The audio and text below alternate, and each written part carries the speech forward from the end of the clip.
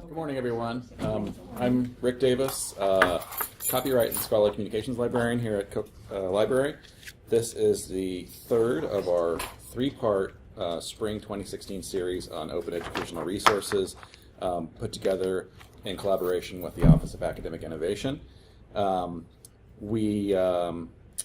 our first session back in February, I sort of provided some context for the OER movement and defined what OERs are.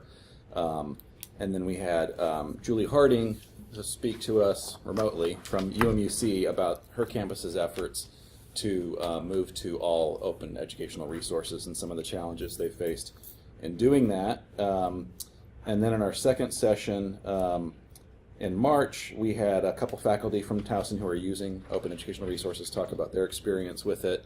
Again, the challenges they faced and the successes that they've been able to realize through the use of OERs. And then which brings us to today, to our third session, which is about organizing to provide support for OER at TU. Basically, where do we go from here? So we've defined the issue. We've had some test cases to sort of illustrate how people are exploring this issue.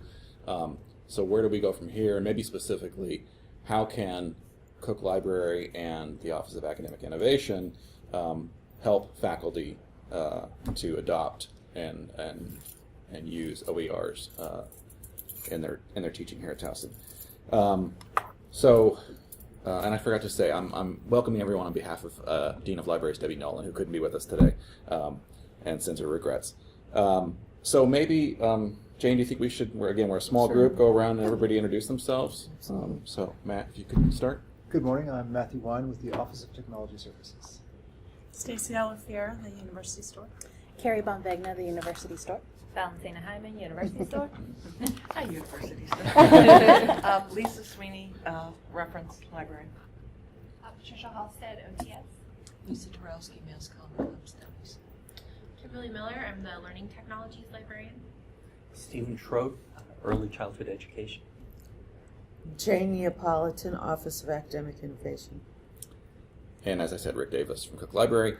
So this is great. It looks like we have a couple faculty members here. That's fantastic. We've got a mix of faculty, librarians, OAI staff, and bookstore people, which is perfect because I think we all have our part to play in this effort. So I guess, if you don't mind, Jane, I turn it over to you Okay. to sort of continue the discussion. All right, so what I'll do more talking at the end to kind of wrap things up and give you, sort of like my challenge to you.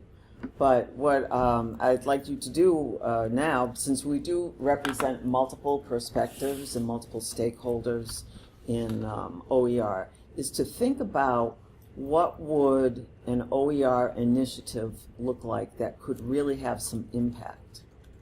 In other words, collaboration across different units, and we have people here representing different units on campus that have some, not just some interest, but actually have some part to play in such an initiative. So what might that look like as we start talking in general?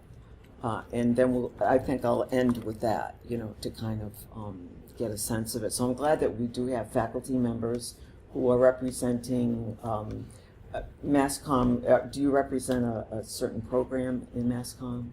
Well, I am the course director for the basic public speaking Oh, course. great. It's a core and serves Right. about 1,000, 1,200 students a year. Okay, great, thank you. And Steve, you want to tell them what you've been doing?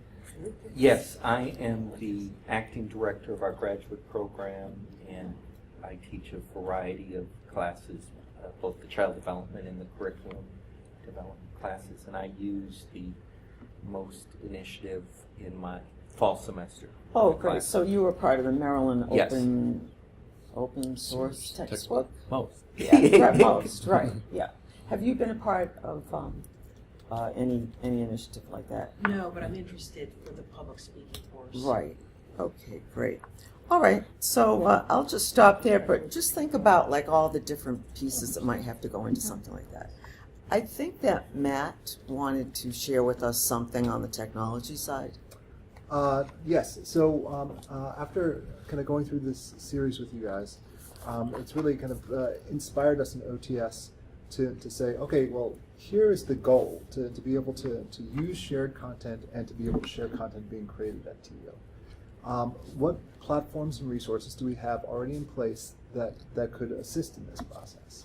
Tricia Halstead, our Blackboard admin, who's here with us today, and I sat down and talked with our Blackboard reps as one platform that we have on campus, and learned more about the Explore platform, which is spelled XPLOR.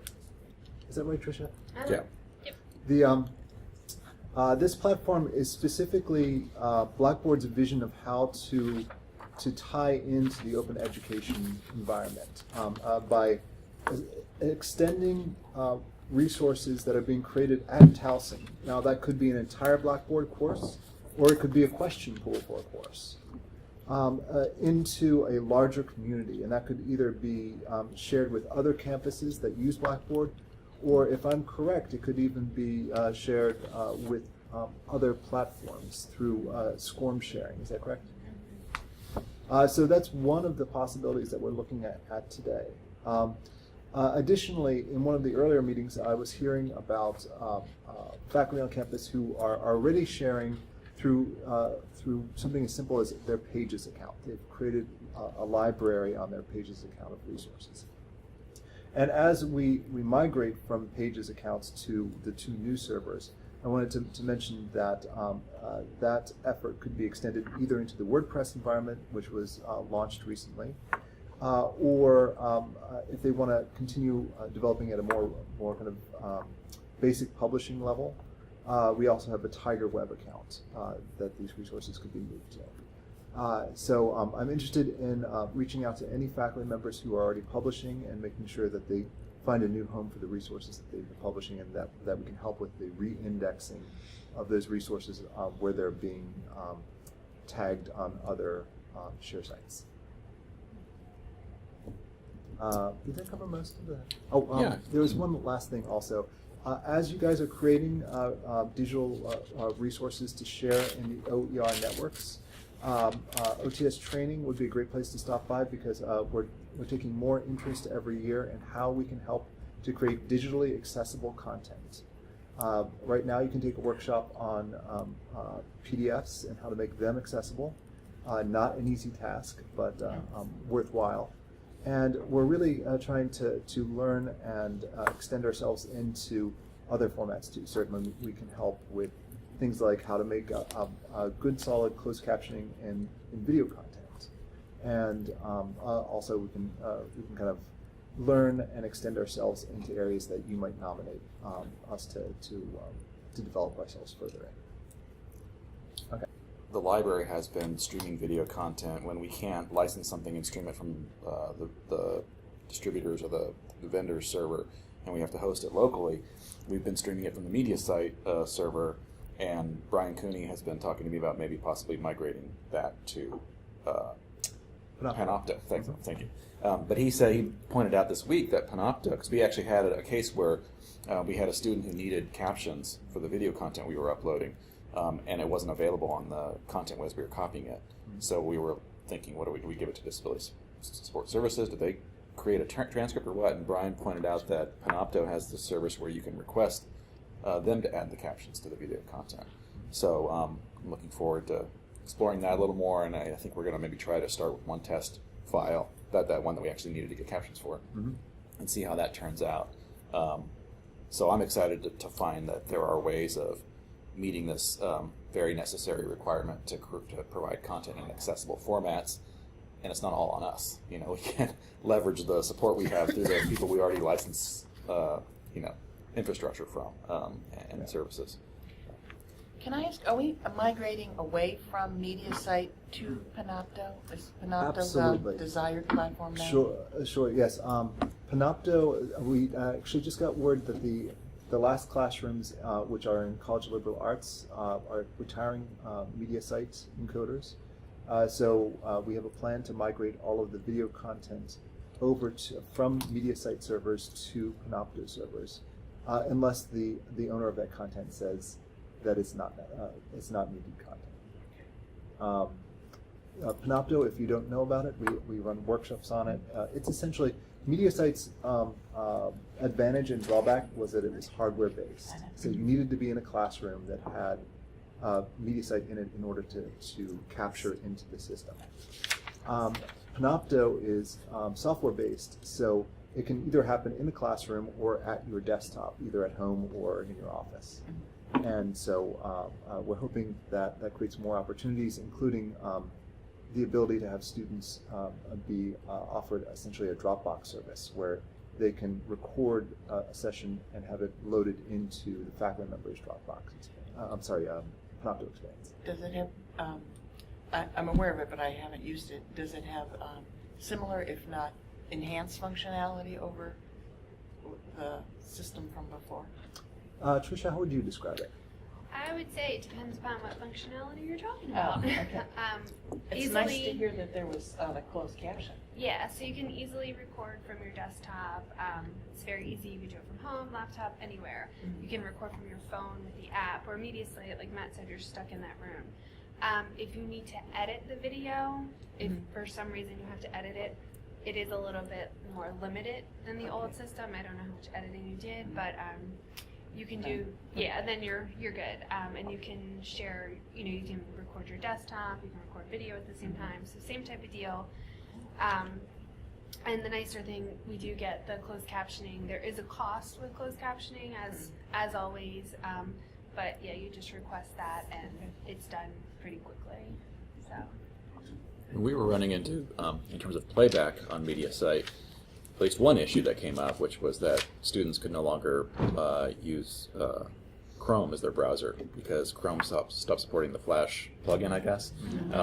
And so we had to put a big all caps note on whenever we get the link to a faculty member, if they're going to put in Blackboard, if we were putting in e-reserves, we'd have to put this note saying do not use Google Chrome. So it's nice to sort of get away from that kind of having to shuffle all these different technical requirements. It's Especially if you're like using Chrome for your Blackboard experience, and then all of a sudden you have to switch to another browser for your media consumption. Right.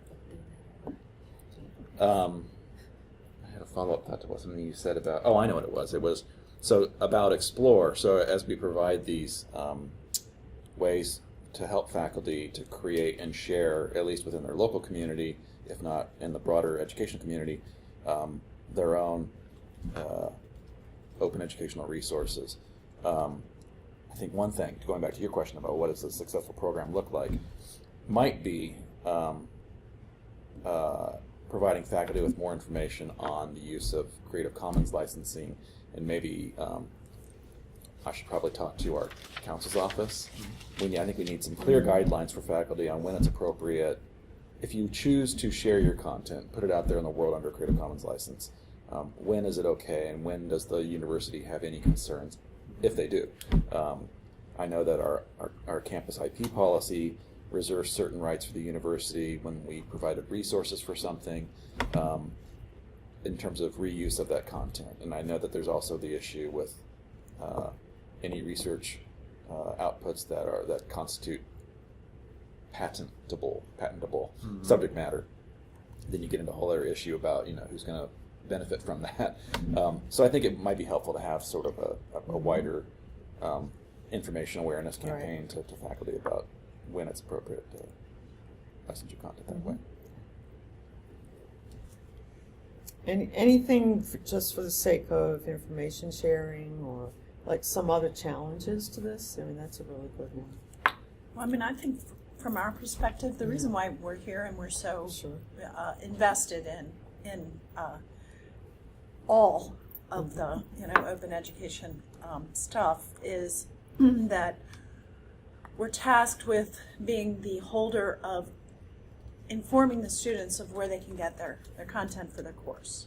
So it's very easy to just say, okay, I want the public speaking textbook, and we get it and have it on the shelf and they can come get it. So you go to an open, format, they still need that same information.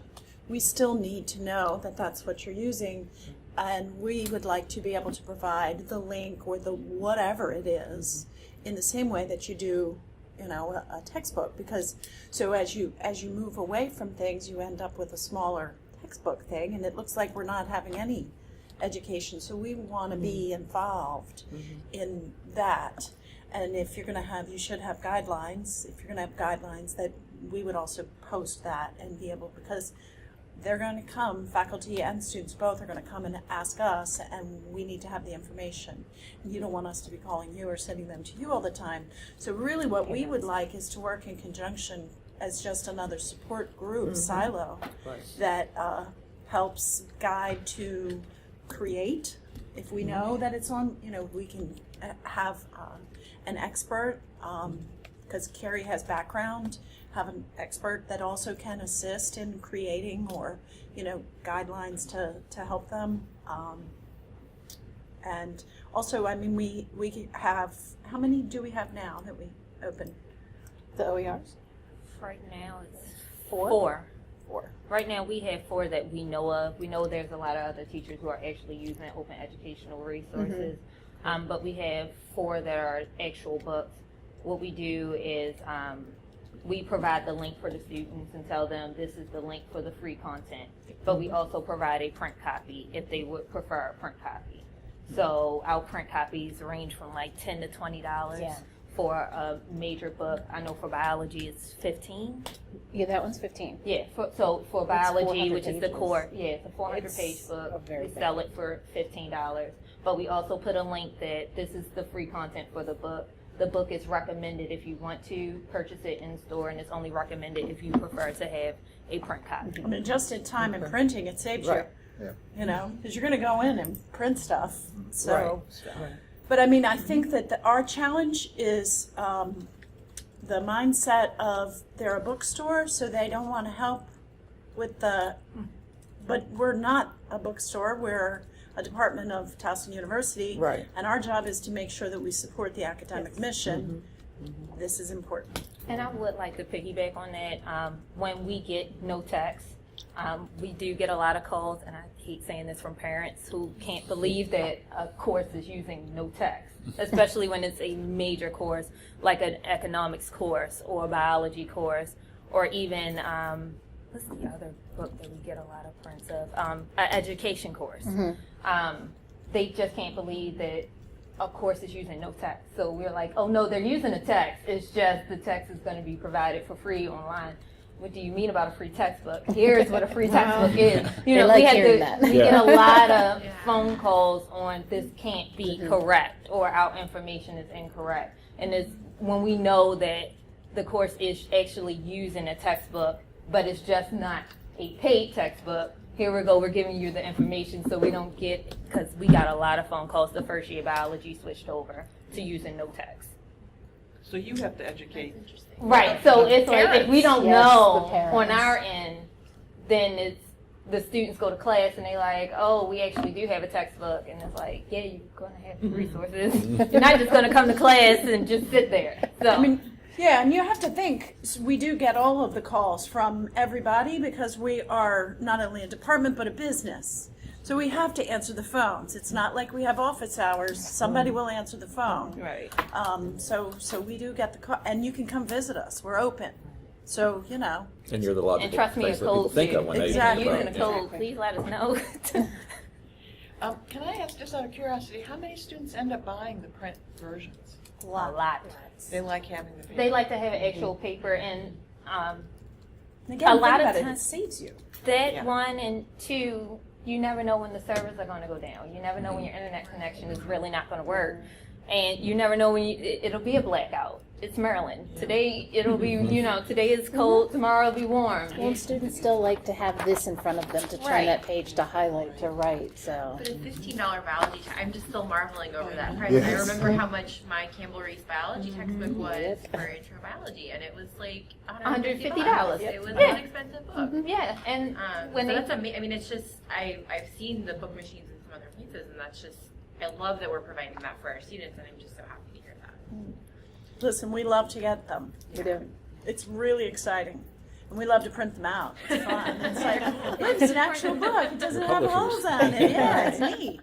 and it's a savings cost too, that we don't have just dead stock just sitting Right. on Yeah. We print on demand. So Just it's- in time. Right. Right. Here. You need a book, wait 5 minutes, go look at the sweatshirts, we'll have it ready for you. Right. Do they have color pages too? We're working on We're it. working on it. There's an option. We just have to get the color copier. Okay. But before it wasn't a possibility, but now it is. That opens it totally up. So which biology course is it? Biology 102. 102, I think. Biology 102, the introductory course, is, Is the whole department, I mean, all sections? yes, all sections are using it. Biology 102. Yes. right. Yeah. And I think it, especially with looking, like you said, an initiative for OER, if we start with those core-based courses, I know that there are currently a lot of math books that are being produced, tons of science books. They're working towards English, but because of so many copyright issues with different literatures and all is the reason why they haven't really pushed for that side. It's been more math and science based. Education has been an increase lately because a lot of the resources are based on state. So there's the state curriculums that you need for the different courses where that information is free on the internet for the students, but we can now print out and provide all of those forms and everything that you need for those particular courses. That's fascinating. I mean, I knew that biology was interested in it. Biology 102, they participated in some like MOOC-like opportunities from different universities, and that was part of the conversation. Was, you know, we're using this MOOC. It's called Coursera. It comes from Stanford. Then, like, so how can we open it up a little bit further and use, you know, free resources? And I think in the end, it wasn't so much about the MOOC and the content that was on the course. It was more about getting the textbook in a free way. But so students still want to have that flexibility and that choice. It's interesting about the parents because I think we're educating, you know, general population on how colleges have changed and what they expect. But I've heard those stories too. Same thing with online. You know, some students say, my father wants me to be in that class Monday, Wednesday, and Friday. So people, I guess if it's something concrete, they feel that they're getting their money's worth for the tuition. And I'm sure there are parents who hear from their kids, there's no textbook in this course, and they think, that can't be right. You must have not been listening. Great. And then we get You the missed phone something. call. Right, yeah. My child told me Yeah. that Guess what? Your there's no child's right. textbook for this course. And I go in and I'm like, no, it's actually a textbook. It's just a linked one. Here's the Yeah. information. If you want to see it as well, here's the link. I can send it to you. Yeah. I have done that a number of times Yeah. just to let them know. Do you put the link? Is it part of the online textbook system? you Yes, all when guys they have go when you- online, it Yeah. says this is the link for the textbook. And when we write the recommended, we says the textbook is free at this website. Is listed as recommended because we do allow a printed copy and it's at this cost. Okay. So they And go we in. just and need to know so that we can provide that. right.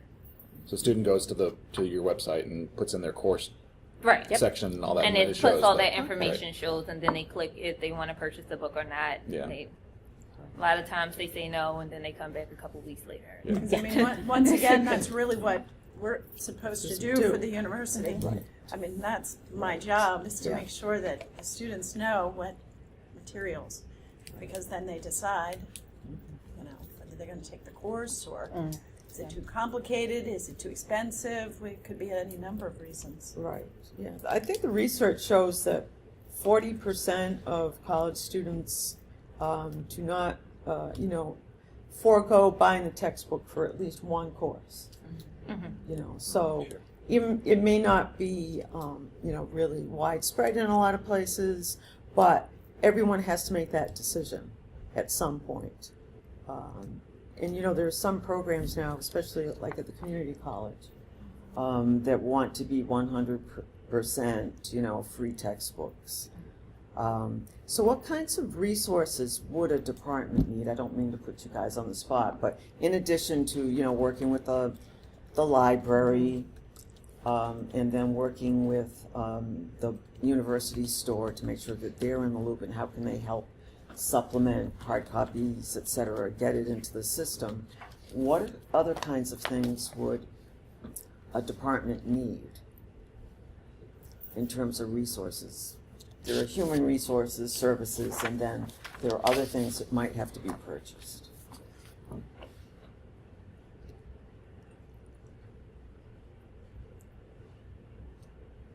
I think in my department, I mean, I'm just talking, well, I would be talking to them about just this basic idea of open educational resources. Right.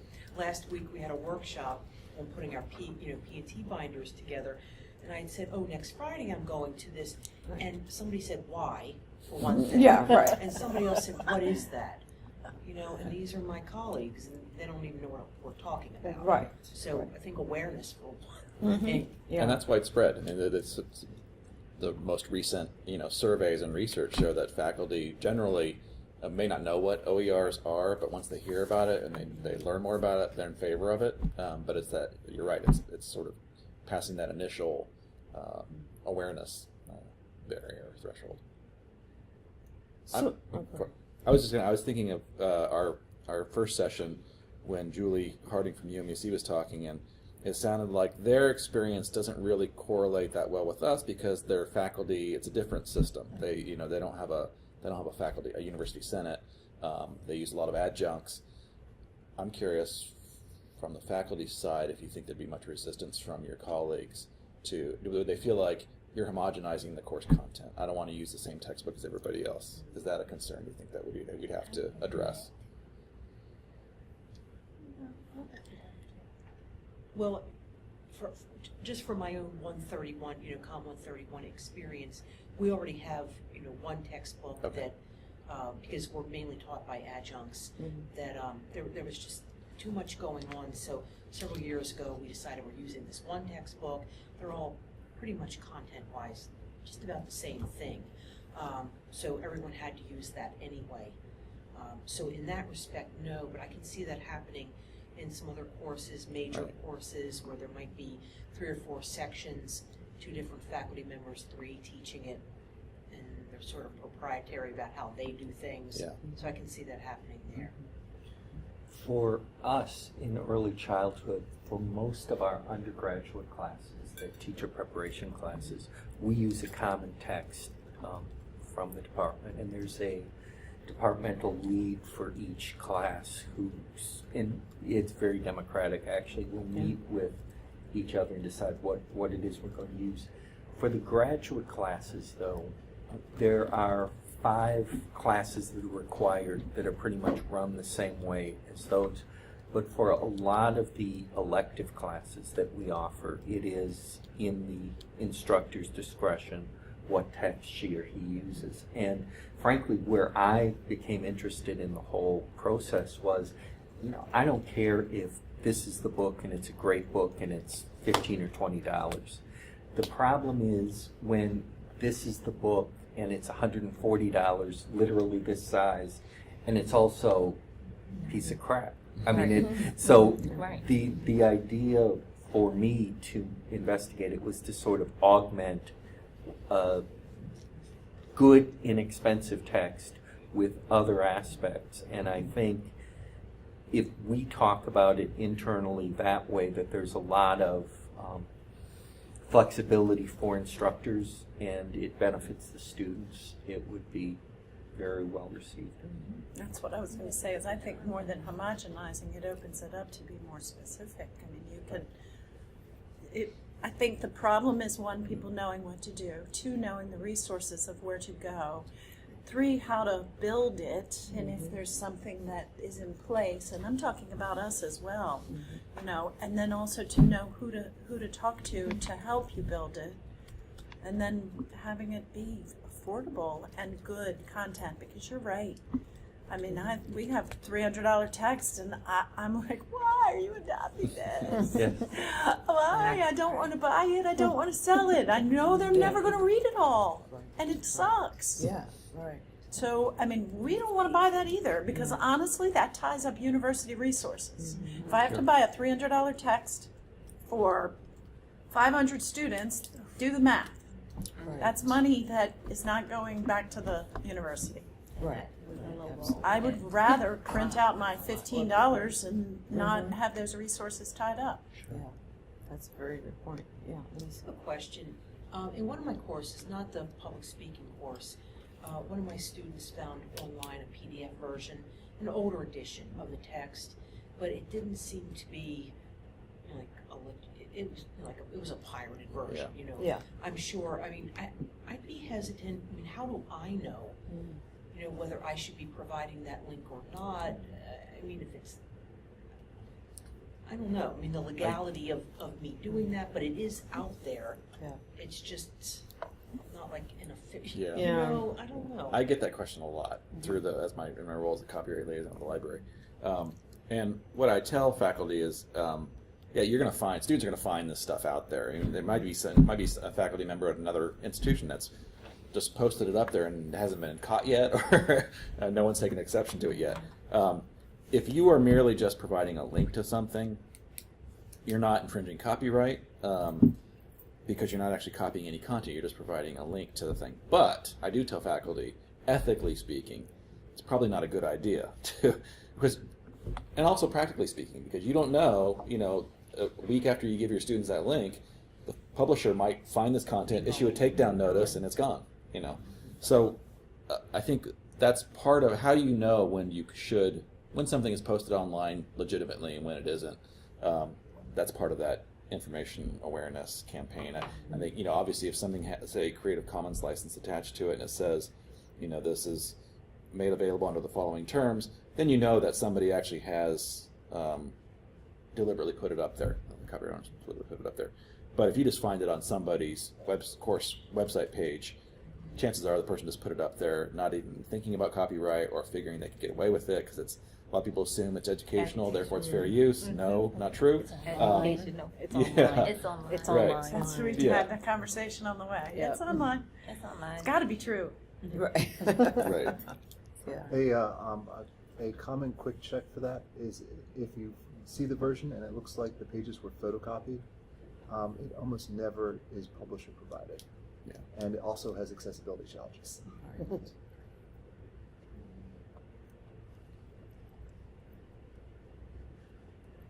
It sounds like this whole, one approach, and it seems like this approach that a lot of other institutions have taken towards adopting OERs, is you start with one of these core courses that has multiple sections, and you adopt, and that's a way for faculty to become knowledgeable and comfortable with the whole idea of OERs, and then they maybe can start experimenting with the major courses and the electives that they are more invested in, and they can go out and find their own content. But I think that's maybe part of the piece of that, what's a successful program is you identify a course or courses here on campus that are offered in multiple sections where the faculty and the department are willing to adopt an OER textbook Right. and see how it goes. Yeah. I just wanted to add one more thing also. I don't know if you have the same experience, the bookstore folks, you might too, but I feel, we're hounded by book reps. Hounded, by them, the constant visits to the office during office hours and eating up all that time and, so have you adopted and did you put your book order in yet and what are you doing and can I talk to you, want to go out to dinner and, no, I don't, that kind of stuff. So I imagine there's, resistance to the OER, from that end. Yeah. Tricia? I just had, from a student perspective, as a student who is taking classes at UMUC, they published online on their bookstore that, the book, we had to purchase the book. I purchased the book, got into the class. On week 2, they were like, we're switching to OER. And I was like, no, we're not. Everybody freaked out. So I was out $75 because they decided to switch 2 weeks into It's class. a class, yeah. So that's when they That's made that one thing I want to announcement. make sure doesn't happen Yeah. because it was upset. I was like, Yeah. They should So- not have done it. No. And everybody asked the instructor, and she said, "Well, I have no choice. Like this is what they're making us do." So just to make sure, from Right. a student's perspective. Fair choice. Yeah, and then I'm with you. yeah. From a technology perspective, so being Blackboard, we have a lot of the publishers that have the integration into Blackboard. And they, faculty use the textbook integration, they use the tests, so they use a lot of the resources. Are any of the OERs looking at those type of integrations? Do you know what I mean? Yes. As opposed to just being the book? Okay. When I went to this conference in about a month ago? About a month ago. There are some open educational resource companies that are trying to create these My Math Labs and connect codes for the teachers, but the problem is with the connections that the publishers already have with Blackboard, it's hard to integrate with Blackboard. So they're trying to go through that to try and figure out how can they basically be the same type of resource as a Pearson or a McGraw-Hill. So. And I think this is related, kind of follows up on the technological developments that Matt started talking about. The library, I've long wanted to get faculty, whatever we can do to get faculty to make more increased use of the content that the library already licenses and pays for, whether it's from our full-text databases or the increasing number of ebooks that we've licensed as their course reading material, because it's already paid for. It's there for faculty and students to use. It's just a matter of finding it. We have so much content available now, and the library uses a product called EBSCO Discovery Service, which we brand here locally as Cook One Search, and that's a system that allows you to search all of our databases, our 200 plus databases, and our library catalog, sort of searching everything the library has access to in one place. They are developing, EBSCO is developing a tool that can be integrated into Blackboard that allows faculty to search from within their Blackboard course as they're building their course. Oh, what does the library have on this topic? And search from a little search box, and it comes up, and then you just easily link, drag it into your Blackboard course site.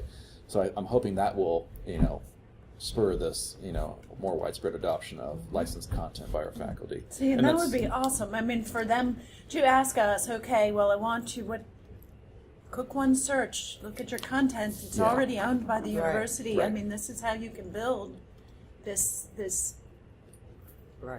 text for your students, custom to what you want. It's already there. Yeah.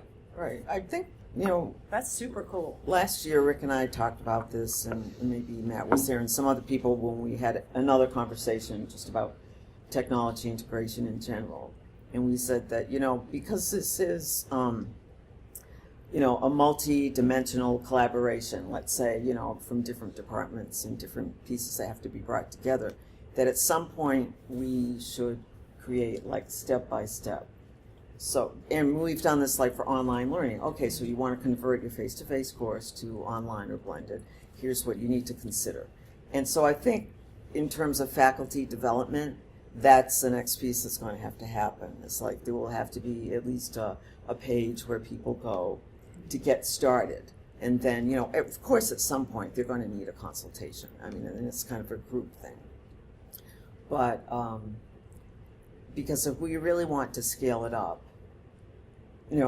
resources are a part of it. And I'm thinking, okay, so what kind of money would help some departments, want to get on board and adopt it in a bigger way, really put some teeth into it. But then also, what's the other piece for the professional development, the learning that a faculty member has to do? I can say, well, I would really love to do what Steve is doing, but I don't even know how we get started, and I need some help holding my hand along the way and so forth. So it has to be attacked from several points. But it's definitely going to take a university to build this in a big way. We can't expect one department to do it by itself. I don't know, biology, really the extent to which they do it. The other thing with sciences also is that it can be pretty much, if I remember correctly, it's pretty much focused on that textbook and then anything you need for lab. Whereas in education, you're looking at the subject from different perspectives. I'm sure in mass comm it is too. And there's not really one textbook that's going to solve the problem. And you hit on the issue I came across and why I wanted to get involved with it.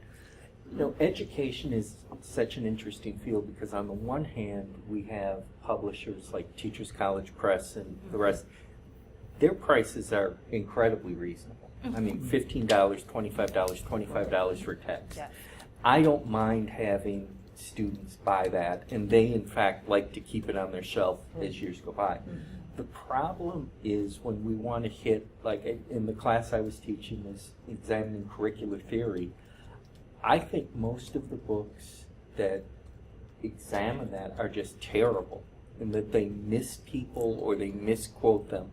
And so what I did was I took advantage of what we have on the library and had them reading Ralph Tyler and Jerome Bruner, and which they were all astonished how easy they were to read. And it's like, yeah, there's a reason we know these people's names. But it was a good experience for them as well. So I think there are advantages that come up.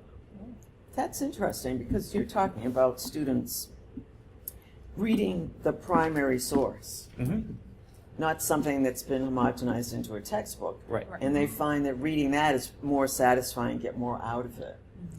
Which actually, the Common Core, not to get political, but the Common Core really does focus on students being able to read original text and interpret it. So that's great. We've got the same experience with, you mentioned certain publishers you like to support and use adopt their materials. I think we have kind of the same thing going on in the library world, where we have certain vendors who are known for, I wouldn't say predatory pricing, but really outrageous pricing, because they know they've got the content you have to have, so you're a captive audience. And then we have other vendors who have a more sustainable model. They recognize that library funds are not inexhaustible, and in fact, we're getting to the point where, you know, our library has long been at the point where our budget has been flat, and we don't have an ever-increasing pot of money. In fact, our buying power goes down each year as prices go up and our funding stays the same. So there are vendors who are increasingly recognizing that, and they realize, you know, we're not just a cash cow to them, we're a partner. You know, we provide the content, we're their customer, and they hopefully want to have us over the long term. Because at a certain point, those other it just is not sustainable. In terms of this spreading more, I wonder whether either other people in biology, maybe the next class that you would take after 102, those professors, or people that, colleagues that you have that you mentioned this, does word of mouth, has that helped this catch fire or spread? Or have your colleagues expressed an interest? Oh, maybe I should try that? Or? Yes, I am part of, I think, a very exceptional department, and people are like each other and get along. I mean, and listen to what each other have to say. We're also, I think, very student-centered, and so people are just the idea that we can bring down some of these costs. And as I said before, I have seen $150 books that I think are perfectly excellent investments, and if they buy it and keep it on the shelf, so much the better. My problem was always the books that are just terrible, but also incredibly expensive. That's where it gets very challenging. Well, nobody minds buying a good product for a price that's whatever it is. I mean, it could be a watch, it could be a car, it could be a book. I don't mind paying. Yeah. What you mind paying for is something that's not, you know, not used, not good quality. And you're right.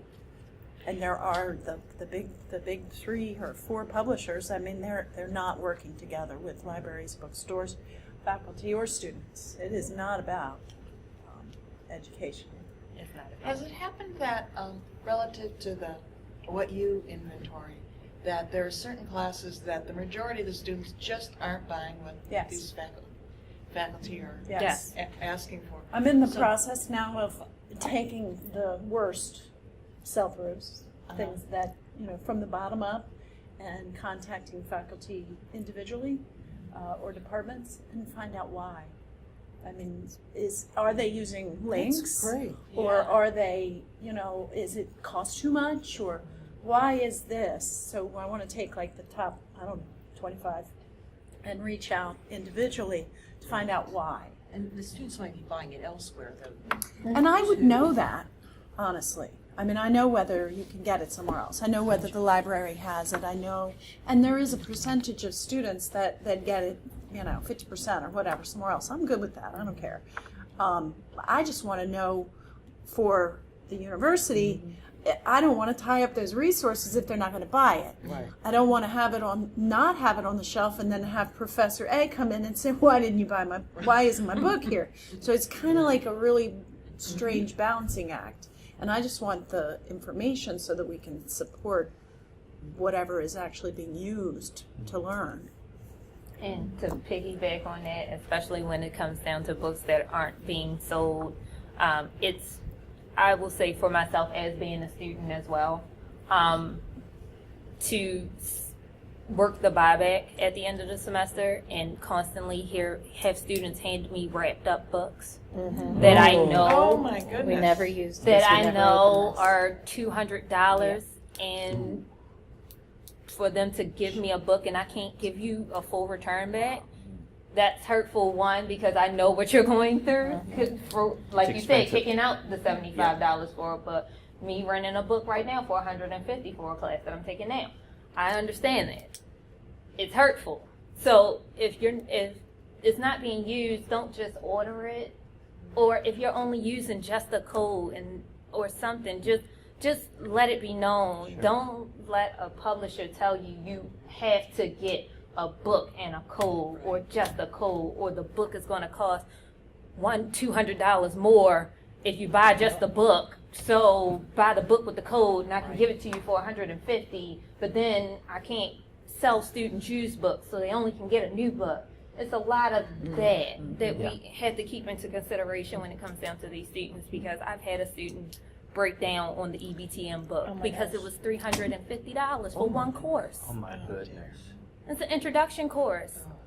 They're taking that along with a biology and a math, and for a student to have to kick out $600, and it's not their fault. Right. They have to use these codes. These codes are one-time used. So, I mean, the point of this is you said about the publishers, is that if we could, taking it back to where do you start, again, be a resource. I mean, that the publishers are really in it for the money, and the reps are trying to make a commission, and they want you to buy it and make us buy it so that they can get their commission by a certain point. They don't care if I have to return it all, because I can only return 10%, so I'm stuck with it. And they don't care if you change the addition or a word, or they do not care. So I don't think that the faculty realize that you can partner with us. Kick them out of your office. If you'd like to know what the best text is and you don't know, or that there are other resources or cheaper ways to do things or better, I mean, that's why we are here. I know all the publishers, and we can be that resource. And I think that that's a link that's missing, that they don't realize. Maybe I've had professors on campus that have been here for 30 years think that we're Barnes & Noble. We're not Barnes & Noble. We're Towson. That's right. And we really want to do what's best for you and the students. So if we could somehow get people to know that widely, that it's a resource, we're not just buying stuff to make money. Because I don't get it. I got a kickback from Barnes & Noble when I worked for them. Sure. I would get a commission, but I don't here. Do you have opportunities in your business to, you mentioned like going to a conference or a convention? Always. Do you have opportunities to give this kind of feedback to publishers? Yes. Like, are any of them getting it? Like what you just described to me about the buyback and the sort of, you're in this complicated cycle that you can't break. Sales reps get it. Yeah. The customer service Yeah. person gets it, like the head of, what do they call it? Relations, university relations for publishers. Right. They're hired to make everything nice. Right. So they get it. But the problem is from the top down, they might get it, but they're not making the changes. Right. Because it's financial model. It's Yeah, their working. bottom line is maximizing profit. Yeah. And I So- mean, our budget is smaller too. It's Right. flat and smaller, so So if our faculty can realize that the bookstore and the library can help you find course material, we may not be able to take you out to dinner.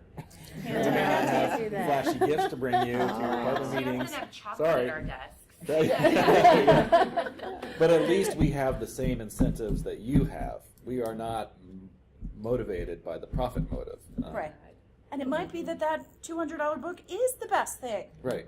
I'm cool with that. I didn't mind buying a book if I used it. Right. If I used it. I think faculty get it, about the library being here, to help us, but I'm not sure we understand that about the bookstore.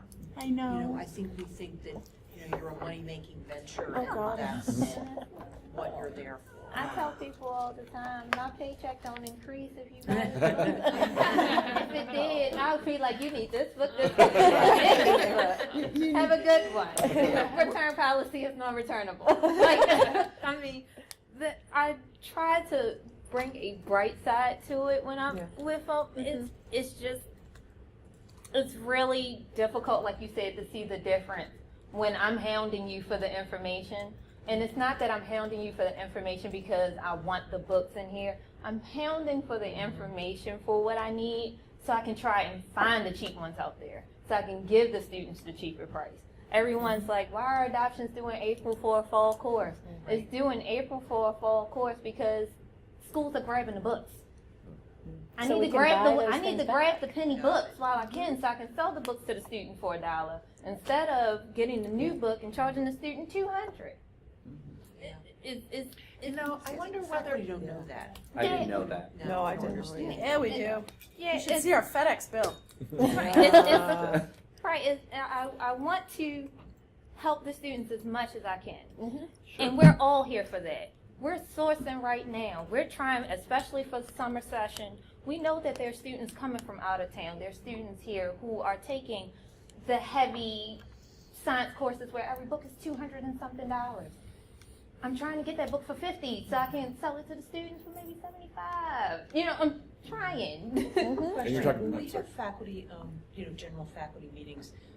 We don't have any more this semester, but starting in the fall, every other Friday, would it be possible to have somebody from the bookstore to Absolutely. come? Absolutely. Absolutely. 15 minutes. Absolutely. And tell us. Anytime, No. everywhere. We'd love to do that. Suggest that to my chair. Absolutely. I also wonder, and in part because some of the people that are, either the students that are buying books that are ordered or the books are so expensive, to offer or suggest that there's this OER pilot, or would they Absolutely. like to participate in this, or the kind of thing that they did at UMUC and go out and find some things. You find that the cheaper textbook options, but look at these actually free options as you've well, made- and you you've can made use them in that. your Blackboard. She's definitely made that recommendation, is you might want to look Yeah, at. Yes. especially when I see a constant change in a textbook or package. Oh, yeah. I try my best to try and, can we stay with this maybe just one more semester? Have you heard of OpenStax? OpenStax is a great company. You might want to look into OpenStax. I Oh, do. you do. You have I that, do actually. do that a Yes. lot. You get any bites on that? I'm not sure on how many bites I get. But I get a lot of. It takes a lot of time to actually investigate It and does. research and go through the book. And right now, I don't have time. I might have time during the summertime to actually research this book, but I don't have That it right takes it back now. to the So I list. might not be able to do it in the fall, maybe in the know, spring, the but we other can't thing- change in the spring. So maybe next fall. I get that a lot. And companies like OpenStax or some of these OERs, will they tell you, do they know who's using them? I mean, do we know the universities that are using them and what classes they're using them for? good question. I Are don't they know. tagged Yeah. back? For OpenStax, they're trying to get a database of. Depends on the vendor. Yeah. Because I did go to a conference with, I don't know, it's like 5 different vendors. CK12 is Some of them do. is more known for their database right now because CK12 is actually directed more towards public school systems. But a lot of their books are being used at colleges as well. I know our biology The book biology book is from from CK-12. CK-12, but I know their main target focus is public schools systems or See the motivation. for That level. theirs. I'm not sure about other ones, but I know I have linked Towson to using OpenStax, but they don't know exactly which books are being used. Do you know of any other courses that have used you as a resource to build open education courses? Or No, I think up till now, mostly my involvement has been in helping faculty in creating electronic reserves, which is usually like a list of either streaming videos that we've licensed or research articles in our see, databases. even that would be a good thing that we should have on the adoption. You know, that But this is- typically, I mean, typically they don't have to be, but electronic reserves have been used as a supplement to a required Right. textbook. And I mean, even have that added as a note. These are, Yeah, you know, this is where you get them. yeah. I mean, Well, it and just, Right, yeah, cross-referenced, like, yeah. So it would be good to go back to our liaisons too, because although they may not have approached Rick, I mean, each department has a specific librarian attached to their department or their program. I know I've been, this was maybe 3 years, it was like within my first year here, I had a couple of psychology professors saying, hey, do you know of any good, they didn't call them open educational resources, this was, a little while ago, but do you know of any good free resources that we might take a look at as we're looking at this course, and so I sent him a list, at the time. Like I said, I can't remember exactly what I ended up sending them, but this information is maybe distributed across the bookstore and the library and individual people, and so trying to figure out how to tap into that network, I think, is going to be really good, because even though someone may not have approached Rick as our scholarly communications librarian, they may have approached, Lisa and family, because they work in family studies and they know Lisa, they might have, connected with her, and having our liaisons plugged in, just like the bookstore's kind of plugged into this, would be good, because we never really know where that ask might happen, like where that connection might happen. well, and I mean, how much more successful would the students be if they had all the information in one spot? Yeah. And I mean, it's not that we're opposed to sending students to the library. I love library. So, Yeah. if they knew that, okay, we've got to buy these. Oh, look, there's other resources that I'm going to be using through my course that I can get right here. And we haven't done that at all. And I think I wanted to meet with you Oh, and talk right. about crazy, innovative things. Yeah. And this was one of them. Bring it on. And that was, one of them. And I'm wondering if all these no text courses, that's where we start Check from the in to bottom see. up, just like the not selling. Okay, so I get that there's no text, and you find out as you As can. I go. But I mean, if I really hit the ground running and called and said, okay, what? So no text, really? Right. So what is it right, really? Right, exactly, yeah. And maybe that's where you start to, find who's using. Right, and especially if they are the undergraduate. Because we the- have that information. Right, multiple sections I could and give so you a forth. report That's of all the really- courses that are no text. Actually, it's not a bad idea. Actually, That's great, I yeah. have a question about Blackboard. Are still all courses being taught all have a Blackboard site? Is that right? Now, I don't know if this is a compliance issue or a requirement. Do all syllabi have to appear Yes, in that's Blackboard? what we're told. At a minimum, we have to So post the there would be a syllabi. place to see where the reading lists would be. Yeah. I'm not asking. That's how we find So- out. No Report, text. but Yeah, it is. So That's what they're Yes. told, and that's what a lot follow, but that is not the reality. Oh, Let's Right. say it that way. They don't use Blackboard at all. We know from our statistics that about 70% of the available course sites in any particular semester are turned to available from unavailable.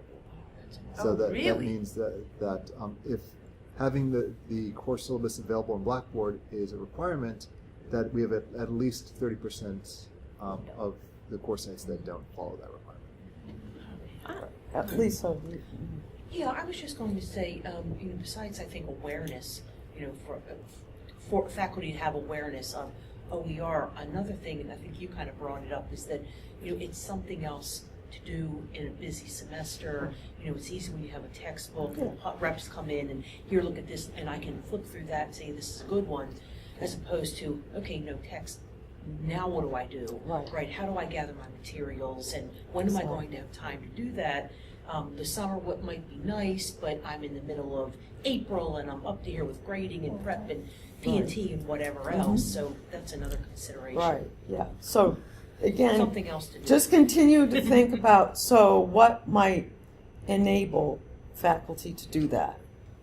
To put in that kind of time You talked and about effort. support from above and maybe like stipends, summer stipends to develop. I mean, there have been some of those kinds of things Yes, in there the past, have. right? Yeah. But, do you end up turning people away, or is it hard to get people to participate? It depends on what it is, on what the initiative is. Some initiatives are, people are interested in it and they want to put the effort into it. And some of them are not as interesting. I think the things that folks are more interested in would have takers, let's put it that way. But then, it's Towson, and so then you have to divide the pie in a lot of different pieces. We have a new dean, and one of her interests is technology. I think I'm going to email her and CC you and just Sure. let her know, because I think if she can light fires better than Right, absolutely, yeah, I can. please do. And Lisa, also, if you're a department chair or your dean. Yeah, because, and then in the meanwhile, it sounds like that the bookstore, you can identify some places in different departments where they're apparently not using textbooks through the store. So like, we're curious, what are they using? I have a pile like this from last semester of syllabus, either Blackboard or not, that students bring in and say, I'm looking for this book. I'm curious how you get to the point where you can see the syllabus. The course is open at Kids that point. bring it in. So they bring them in. Oh. Or they email it to me. They email the Oh, email. yeah. I've got Take a also a picture. file with the emails for professors. Yes, yeah. And then I Okay, email them back. Text messages. Is Yeah. the book you're using? Oh, interesting. Has any faculty member ever taken exception to the student sharing their syllabus with you without their? No, because Good. they're in the wrong. Yeah. Right. I mean, they are. I could take it further. Yeah. That's why I have a pile. I mean, I'm sure that, Right. that shared, I mean, that's not, it's not what they're supposed to be doing. And I can get in trouble if I don't follow it through, so. So it seems to me like moving forward that the effort to promote OERs on campus, it would be productive to also tie that together with an effort to optimize the selection of textbooks on campus. It seems like there's a lot of opportunity to create faculty selection opportunities that would still result in lower costs for students just by timing of the selection or by looking for other sources or just in general partnering with the university store. And I obviously can't speak for all faculty, but I know most of us, when there's a situation where a textbook costs $200, I know there are students who don't buy it. I mean, I know that. And I try to do tricks to get them to bring it to class or something else, but I know they don't all buy it or they share it. But that alone, I think that getting more resources into the hands of more students is a very big carrot for us as faculty. Wow, this was a good conversation. Thank you so very, very much. I know it's a crazy time of year for everyone, but this was a very nice culmination See, to I'm the glad you series. talked me into coming. That's right. I was like, yeah, you too, Cal. Yeah. It's a very nice culmination to the series. I mean, we've only begun to scratch the surface, but I think I have the sense that we need to continue this conversation at this level into next year, into the fall. And in the meantime, perhaps, set a few goals here and there, these little different pieces that we can begin to see, like, really how does it begin to merge if we start taking some action, whether it's just to provide a list of information, whether it's to go to a dean or to go to a department chair and say, this is what I learned, this is what I can put together. I love the recommendation that all of the librarians who are working with the departments also at some point be included in this. So, because they could be, our biggest allies and our biggest promoters, really, because they work very closely with the departments. And you know the needs of the departments. So, if everyone's in agreement to that, I will make sure that we have a place and a time and keep the momentum going. Is that okay with the group? Yeah. All right. All right. Well, I hope you have a happy ending to the semester and a good summer. Thank you for your time and effort. Thanks. Thank you. Thank you.